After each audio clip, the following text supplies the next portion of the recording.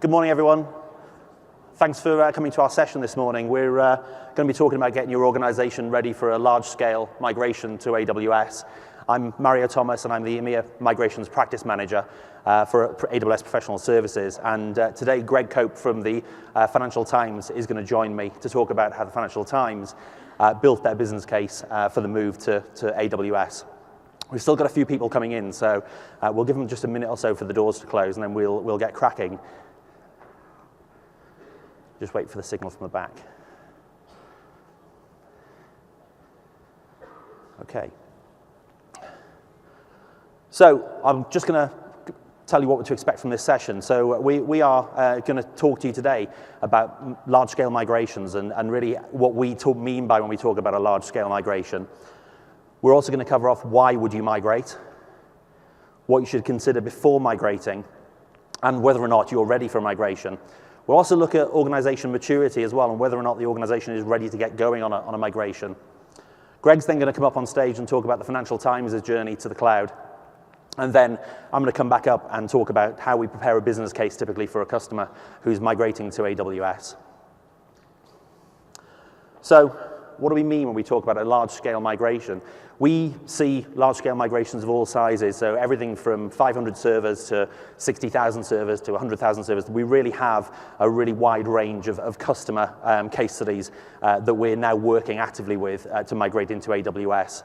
And we talk about application workloads as being really the constituent parts of an application needed to make it available to end users. So we talk about things like data centers and the servers, software, people, the third parties. And when we're building a business case, we really want to talk about all of those things to establish what the cost base is going to be.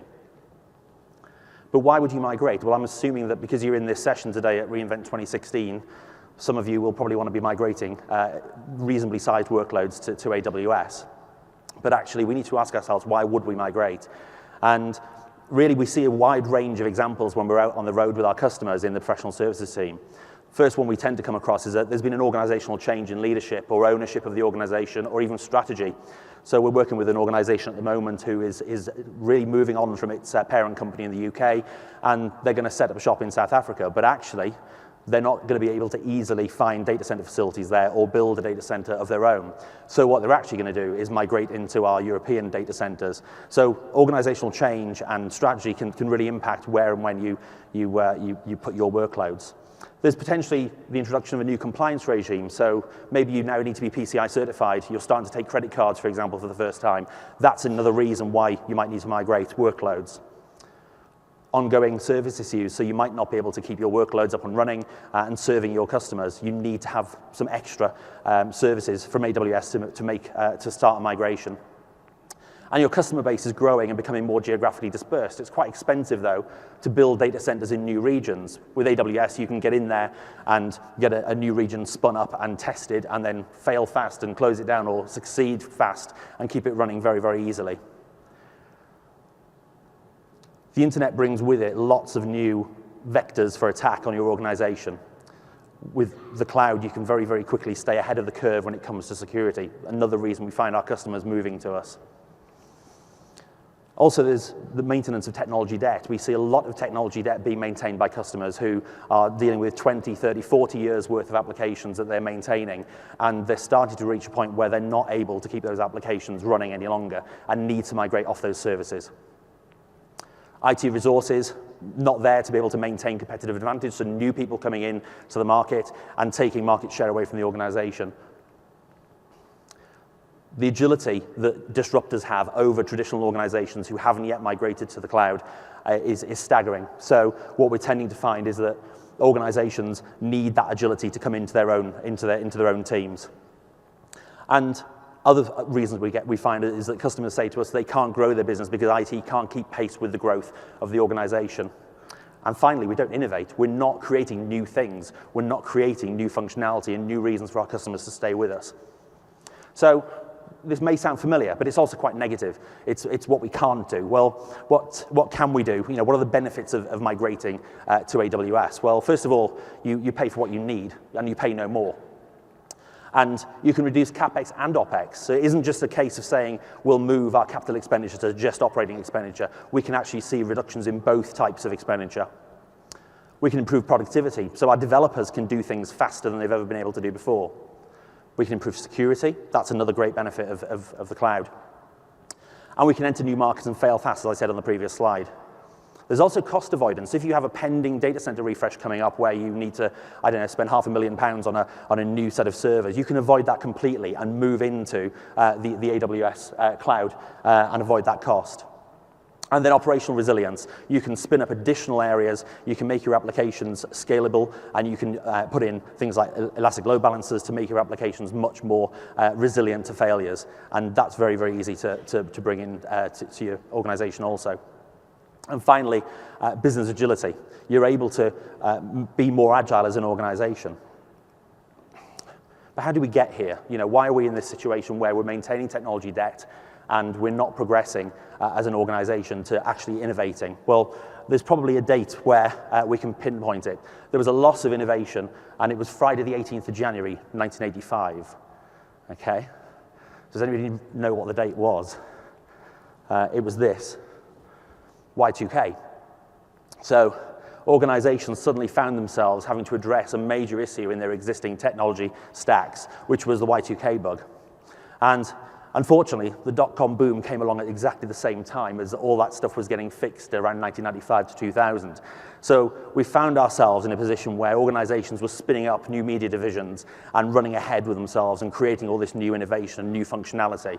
And IT were left dealing with the Y2K problem. We were maintaining technical debt, so we were just fixing stuff to keep it working and keep the organizations running. And then the cloud happened. And actually, we started to build up use of the cloud, but actually, it was the innovators and the disruptors that came to the cloud first. They were running in and trying new things ahead of us as organizations. But what we've seen in the last 5 years is organizations have started to return as an IT innovator and are now starting to use the cloud much more freely than they ever have done. And they're addressing technical debt. They're actually saying, well, we've got all this technical debt. If we migrate our way to the cloud, we'll be able to address a lot of that technical debt on the journey in. And that is how we get to the need to migrate. So what migration considerations are we finding with our customers? Well, we're finding a number of areas that we want customers to focus on when we're meeting with them in our professional services activities with them. The first one is, do they know what they want to move and by when? And how are they going to move it? Do they have buy-in of the business? So is there an executive sponsor and a clear business case for actually driving that move to the cloud? Have you got cloud-ready people in the organization? Now, many organizations do have a lot of shadow IT going on. They may be using AWS already, and they may have some experience, but most enterprise organizations are not cloud-ready typically. Do you know what cloud security posture you're going to take? It's very different to what you'll do on-premise or in your existing data centers. And do you know how cloud is going to impact your people? People are going to be doing things much more smartly than they ever have before. So they will be using our higher level services like RDS, and they won't be needing to worry about backing up and worrying about failover because the high level services will do it for them. How will cloud affect your customers? Is your customer base going to be more able to interact with you because of the move to cloud? And have you got the resources for the migration? So these are all migration considerations that we typically see our customers meet. Then in terms of readiness, we want to ask ourselves, is the organization actually ready? What do we mean by ready? How do I know what workloads I actually have? Many CMDB databases we tend to find are not as up to date as they ought to be to allow us to evaluate what an estate looks like prior to a migration to AWS. Which workloads should I move and in what order? So there'll be lots of dependencies with workloads, and we tend to find that getting an accurate map of how those workloads are going to move is a fairly difficult piece of work. How much is it going to cost me to migrate? It's not just a case of running a TCO analysis and saying, actually, we think that's going to be the cost on an ongoing basis. We need to understand all the indirect costs as well that sit around those workloads. And how long is the migration going to take? We have a period of time, we might have a data center closure coming up that we need to close down in 3 or 4 months. Are we going to get a mass migration underway in that period of time? What impact will there be on the people and partners that we currently work with? How's our managed service organization going to change? How's our contractual relationship going to change with that organization? And how much will I save by migrating? What's the true cost saving that I'm going to see? And will there be any other changes in the economics of what we're doing? And what about the intangible business benefits? Are we going to suddenly become more agile? Are we going to be able to get to market quicker? these are things that we need to try and understand that you're measuring now. And if you're not, we need to put the frameworks in place to allow you to start to measure them on the other side. Then we ask ourselves how mature the organization is. And we use the cloud adoption framework, the AWS cloud adoption framework, to really measure organizational maturity. We have 7 perspectives here.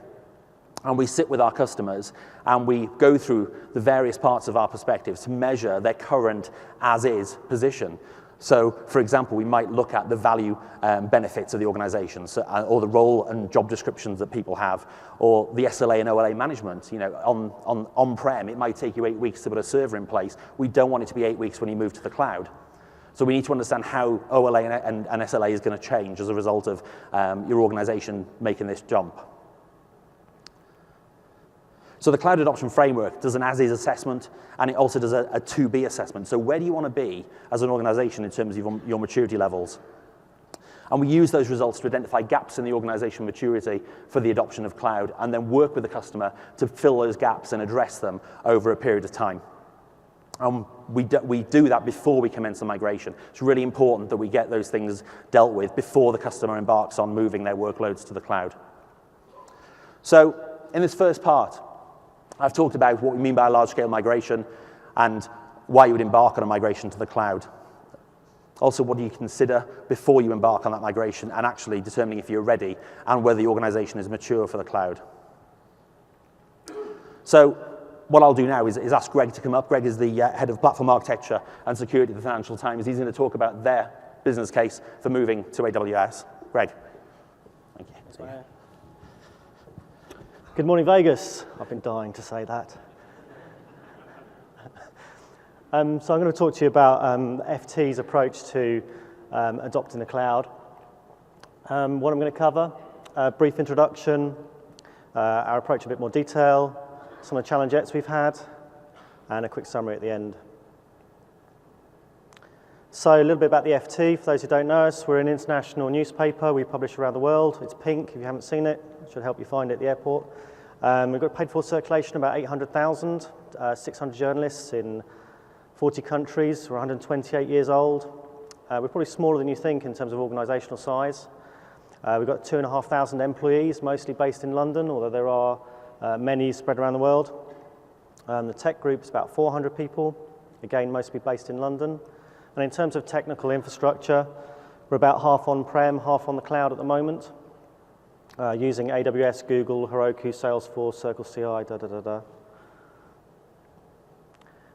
thought I'd put a little Brexit slide in. So for those of you who aren't aware, the UK voted on a certain date in the summer, and that's the pound and the dollar. It's quite painful being in the US if you earn money in pounds. And this, go on, transition work. That's the traffic on our website at the same time period. We had a massive spike that started about 4 a.m. when the results were coming out. But the point of this slide is people come to us for financial analysis, and our customers are globally distributed, be it those who buy the newspaper or those who pay for access to the website. A little bit about me. Head of Platform Architecture and Security, you know that bit. I've been at the FT quite a while, long enough for some of the mistakes to be mine. I'm AWS certified, and I'm based in London, quite far away. So a bit more about our approach in detail. So for us, it's not always about the money. We were much more focused on the intangible benefits, getting speed to market, developer efficiency, things like that. So I actually pulled out, preparing for this slide, I pulled out our business case. And these were the main salient points out of it. It's around speed to market, we called it delivery efficiency, and reduce our capex and opex costs. So a bit about speed to market. So modern businesses, some of you are going to face an existential threat to your business for various different reasons. There are some affecting the print industry. Or alternatively, you might face a disruptor threat from a startup company. And the FT recognized this quite a while ago because we refer to ourselves as a digital business. And what we wanted to do was to get faster. I've got a slide at the end, but basically it was taking us months to get a new product out. This is going back a few years. Another important aspect is our delivery efficiency. So Time is our most expensive resource, specifically our engineering and developers and operations people who are going to put products out there. There's a direct correlation between how long it tends to get something out and how much it's going to cost. And what we found is that there was lots of dependencies, lead times, things like that, remedy queues. There was a lot of time that was being spent burnt on lots of little different things. I've got some constraint theory at the end. So Jeannie Kim, who's the DevOps Handbook author, tweeted recently that he thought dependencies increased lead times by 500%. That might be a slight outrageous figure, but I wouldn't say it's that far wrong. And what we were looking for was something that was going to be reliable and self-service for teams to enable them and empower them to get stuff out there quicker. Another thing that we were looking to do was to reduce our capex and opex costs. So the FT was reasonably traditional. We'd rent space from a data center provider, and every 5 to 7 years, we'd go and buy networking, storage, compute in one big lump. And the finance director much prefers this much smoother OPEX curve now, because that's much easier for him to plan business cases going forwards for the FT as a whole.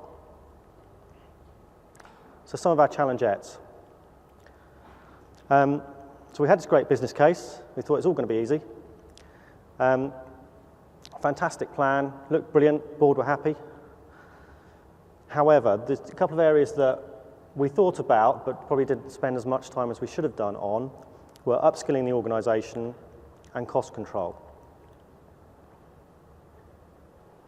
Because you want to avoid your cloud adoption looking a bit like that. So you're not going to look that clever. Most techies, me included, think we're like that. Superman, we can learn anything, simple. But most people overestimate their skills a little bit. Because a lot of this stuff is quite new. So, I mean, this is all less than 5, 10 years old. Most techies, if they haven't been involved with the cloud much, a lot of this stuff is new.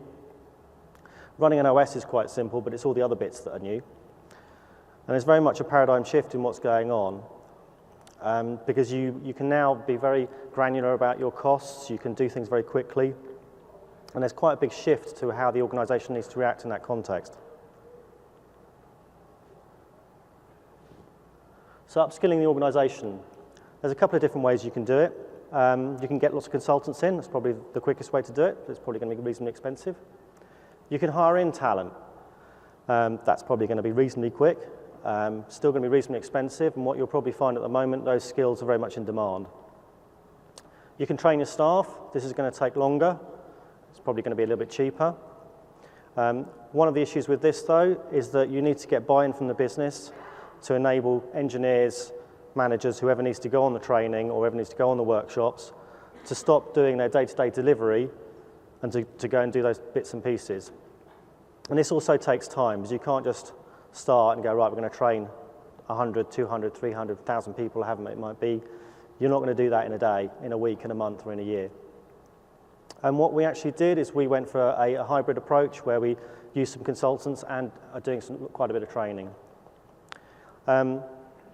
We settled on the Amazon Solutions Architect certification, not necessarily because we're massive Amazon fanboys, but we are a little bit. But it was more around it offers a good baseline across the whole product set at the moment. So we were looking something that would work for operations people or developers. And it's basically our benchmark for if you've got that exam, we're quite happy that you've got a reasonable grounding in what's going on. So another issue is costs. So Jelly Babies, my favourite sweets, I use these for bribery at work. If you're UK, you know what they're not, then that might not translate very well internationally. But basically, using the cloud from a developer's point of view is brilliant. They've got all the sweeties. They're essentially free from their point of view. They don't have to wait. They've got APIs. They can call all the stuff. And as that happens, hopefully, your adoption goes up. So it's a very special slide. We claim to be data-driven at the FT. Spent a lot of money on that one. But what can happen if you don't quite do this right is your costs can go up significantly. Because what normally happens is you would look to adopt the cloud, you'd look to upskill, you'd look to get people used to it, and then you'll probably think, hang on a minute, I'm spending quite a lot of money. This is a classic story. I've heard it loads of different times. I think Disney are going to make a film on it. Pixar might do quite a good one. And you then go into this scenario of FinOps, so financial operations. So from within the cloud, you can get very, very granular costs by the hour or by the invocation, if it's Lambda or those sorts of services. And you can make a very, very accurate picture of how much a thing costs to run. However, for most techies, that's a new thing to do. Most people aren't used to doing that. So when I started, you buy a server, you might not even know how much it cost, but you'd go and rack it and put an OS on it and put some apps on it. These days, you can surface all of those costs. So one thing we did is we spent a reasonable amount of time on developing a strategy. So there's lots of Amazon resources around this sort of stuff. We looked at the ones that are most appropriate to us, the ones that are going to save us the most amount of money. We set up a dedicated team, so my thanks to them if they're watching this.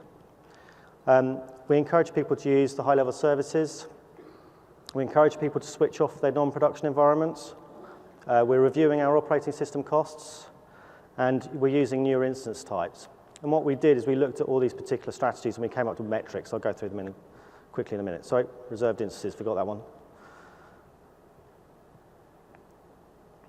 So you've got to have a serverless slide at reInvent these days.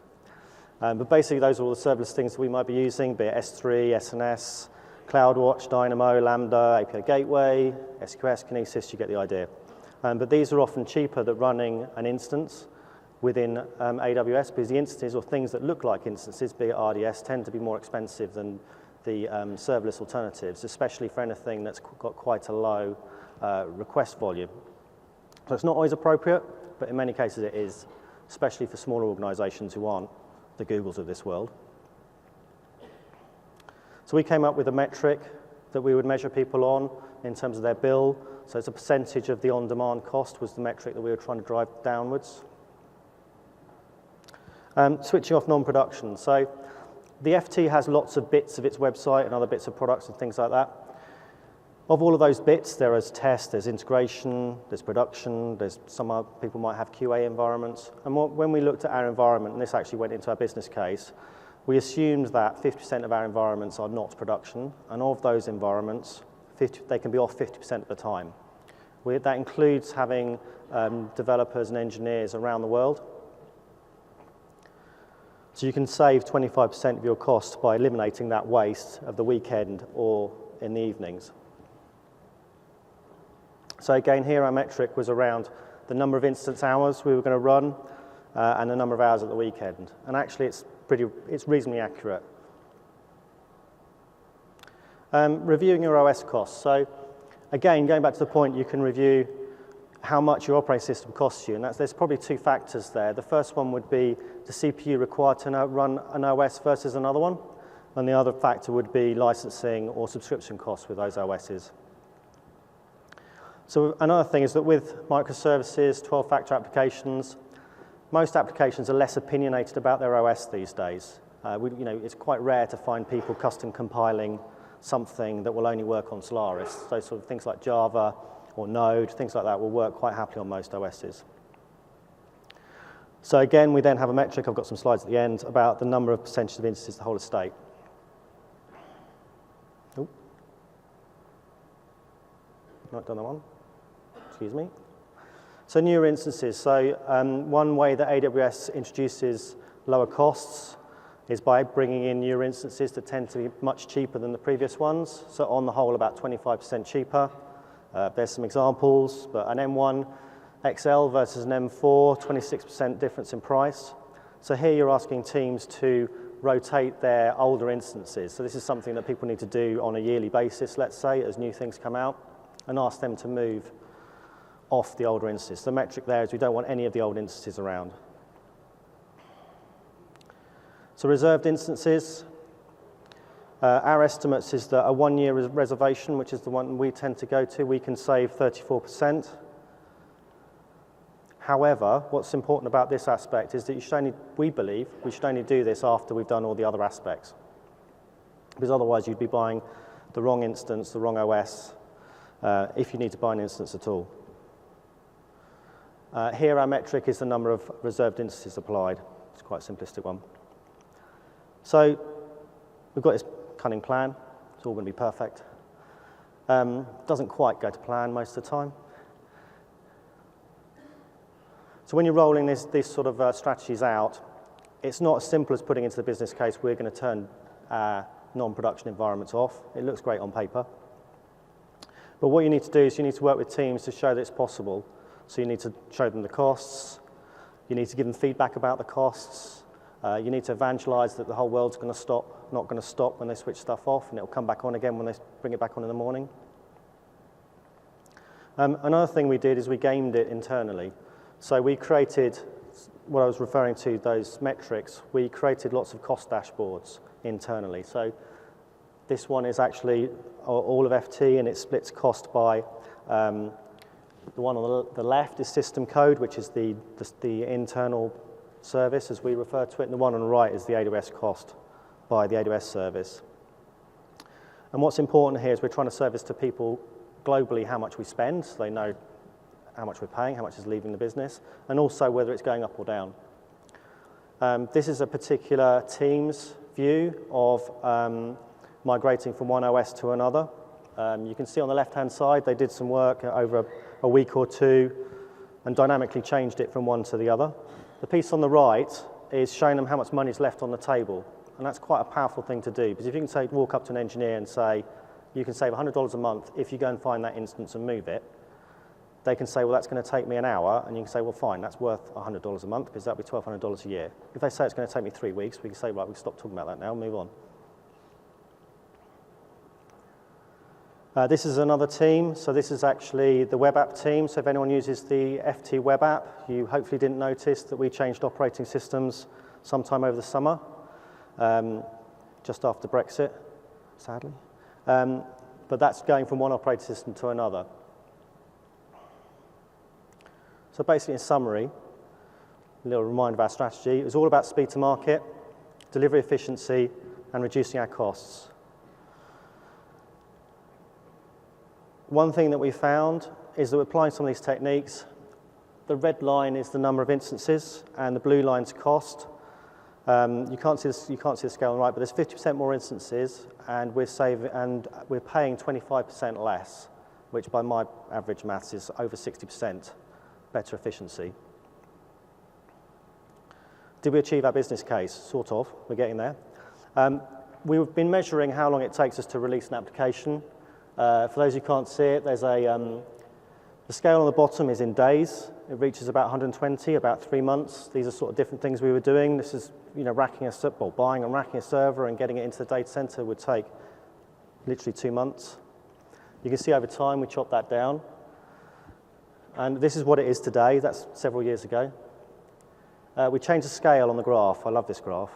So we changed the scale on the graph, and the one on the bottom left is quite a common one. It's just an example, but it takes most of our engineers less than a few hours to get an FT application live with an FT host name, with a certificate on the website doing something useful.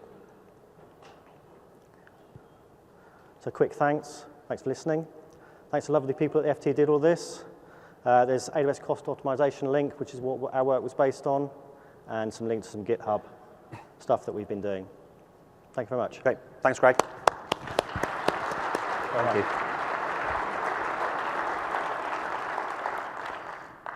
So Greg talked about preparing the business case and really getting under the skin of the numbers and getting under the skin of how the business was going to change and measure whether or not they were successful in delivering the business case. So really establishing an effective business case, which is what this session is actually about, is really one of the key first steps that we take with our customers when we're doing a professional services engagement.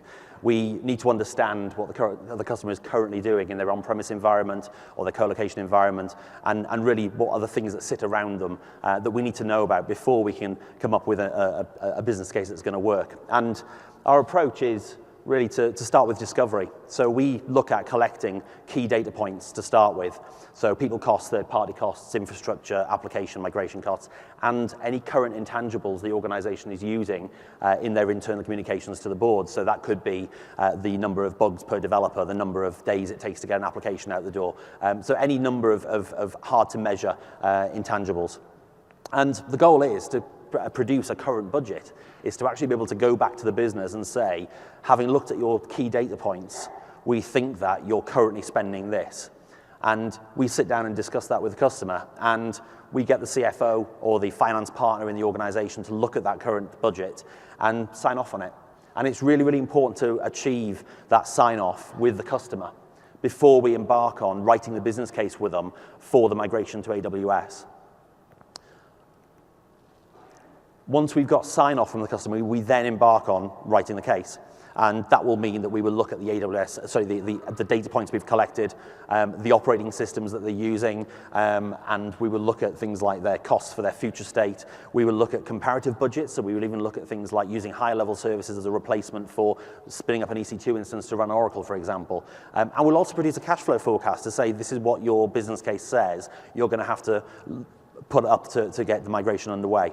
And then that's presented back to the board. So we've got a fairly nice structure there that takes the customer on a journey that says, this is what we think you're spending, yes or no, and when they say yes, we then crack on with, let's write the business case.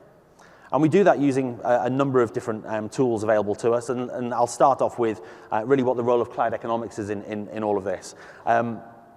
Cloud economics for us really is concerned with the cost savings that you can achieve in the cloud. And it tends to focus on tangible benefits like the migration bubble, so how much are we going to pay to get this workload into the cloud, what the total cost of ownership is going to be, and now we talk about total cost of operation because you never own things that are in the cloud, I guess. What cost optimization strategy you're going to employ when you get into the cloud, and what the payback period is going to be for that migration. But we also look at intangible benefits as well. So we will measure the intangibles the customer's using, and then we will look at whether those intangibles are still relevant on the other side. So this graph, I guess, visualizes what I've just said. So the migration cost at the top right of the graph, we've got a blue line, first of all, which is current do nothing, and that might be a decreasing line. It just depends on the treatment of the existing application workloads within the customer's environment, so they might be depreciating at a particular rate. So the blue line could be static, could even increase depending on how they've depreciated or even amortized things. The migration cost then, or the migration bubble, sits on the top right. We have TCO. It has a role, but you can see there it has a limited role in the life cycle of an application moving to the cloud. It really is a snapshot in time. And cost optimization is really there all the time. It's something that's iterative and remains within the approach that you take to managing your estate in AWS. We have some intangible benefits there as well, and of course the payback period. So I'll start off, the role of cloud economics really leads to that development of the cloud business case. It's going to calculate things like the internal rate of return, the net present value, and the return on investment, so that payback period, and that's quite key. But if we look at the chart we went to earlier, that discovery phase, after that's complete, or in getting that complete, we're going to focus on the migration bubble. So we're going to do some application discovery. We're going to look at the current costs of applications and the exit costs of applications, because applications have exit costs. We're then going to look at what the TCO of lifting and shifting and even upscaling of the applications to take advantage of higher level services is going to look like. And we will recalculate a number of TCO models for the customer to give them different scenarios. Then we look at cost optimization and 11 key principles of cost optimization and apply those principles to the TCO models we've created. And that's how we get to that current budget. So we're collecting this data as we go along, and then we do that confirmation piece with the customer as well. So let's look at migration costs to start with, the migration bubble. So all migrations have a cost. Even small migrations of at least 1 cent, and usually a lot more. And the investment needed really to achieve the migration is called the migration bubble. And we typically include in that consultancy, discovery and planning, the proof of concept activities we're going to do with the customer, potential software licensing changes, staff readiness and training. So there's a whole raft of different elements that make up the total cost of migration. And running duplicate environments, there's going to be, at some point, a duplicate environment running, potential lease penalties and changes in staff structures, redeployment, external consultancy resources that you might need as well. But that migration bubble can be controlled. Migration planning is going to help with that, but actually when we do migration planning, we try to optimize either for cost, speed, or risk. So if we want to do it fast, we're potentially going to increase our risk and we're going to increase our cost. If we want to do it cheap, we're potentially going to do it very, very slowly, and we're potentially going to increase our risk. So we want to try and balance all three elements really in calculating a total cost of migration. TCO, total cost of ownership, is really what we've always done. We've given you TCO tools to calculate what does this workload cost to run in the cloud. It's a comparative total cost of analysis, and it's really only valid for the moment that the migration takes place, because what we want you to immediately start doing is cost optimizing. So that TCO window, as I call it, really is only going to last for a very short period of time. Also, the TCOs generally don't consider high-level services. So are we going to swap out Oracle on EC2 instances for Oracle in RDS? And if we are, what does the TCO now look like?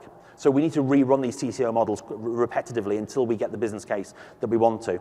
A TCO isn't a price quote. It's really a forecast of what you're going to use for a very short period of time. And cost optimization is something you do continually. You're currently paying for what you use. So whether you've got servers spun up and you're using them or not, you're still going to be paying for them. And what we actually want is for customers to pay for what they need at the time they need it. And we have 11 cost optimization things that we tend to do. So at the sort of simple end of this scale, consolidated billing, really, really easy to do. Having the relevant permissions so people can spin up the services they need, and they have permission to do that. Tagging of resources, and any untagged resources should be turned off and eventually terminated. And turning off idle resources, which Greg covered in his presentation.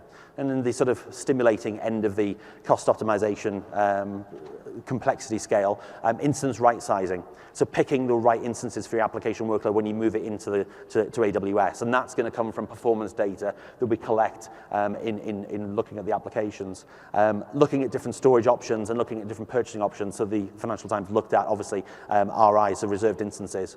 And then at the far end, the more stretching end of the scale, OS licensing, so potentially switching to Amazon Linux from other flavors where you have support built into that model. Offloading your architecture to CloudFront, designing for elasticity, and using those higher level services. These are all ways of cost optimizing and things that you should be doing continually to keep driving those numbers down. We want you to spend less. And then looking at the intangible benefits of the cloud, cost savings really associated with moving to the cloud are not the only thing you want to measure in an organization. We want to look at the impact on the business and the bottom line of the organization. So the intangible benefits are really, moving away from talking about cash and really talking about things like agility, the ability to enter new markets, the reduction in bugs that we are now putting out in our code, the product quality, and the improved coding practices. So intangible benefits really are about measuring things that generally are quite difficult to measure. And they will depend on your business. There are a number of KPIs that you can use for intangible benefits, but they will absolutely depend on your organization and the industry that you're in. And we want to select KPIs that we can measure against the other people that are doing what we do. You may already be measuring them. Part of our discovery process is to understand what's important to your board in terms of the intangible benefits of the cloud. And you may already be reporting performance against them as well. So that's a sort of whirlwind tour of the cloud economics points of building the business case. We then move on to building out the data discovery piece with the customer. And I'll start by saying, the amount of effort you put in and the number of data points you put in will drive how the business case is going to derive. So what we like, you're all familiar with the magic quadrant here. So you can see a low effort, low data point business case is going to be pretty unusable. A high effort but few data point business case is going to lead to an inaccurate business case that's going to mean nothing. And low effort, many data points is difficult to build a compelling business case with actionable outcomes. So we want you to actually put high effort in and provide lots and lots of data points. And that's going to lead to a high level and high quality business case. So that's kind of where we want everybody to be.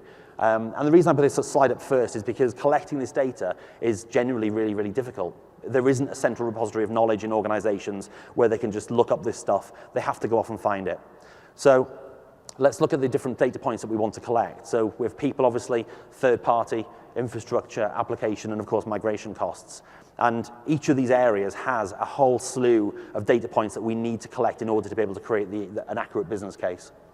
So with people costs, first of all, direct people costs, recruitment, retention, retirement, replacement, and also activity costs. What are the people doing now in our organization that they're going to be able to do differently in the cloud? Do we need to set up replication on a MySQL database anymore, or can we just simply switch to using RDS?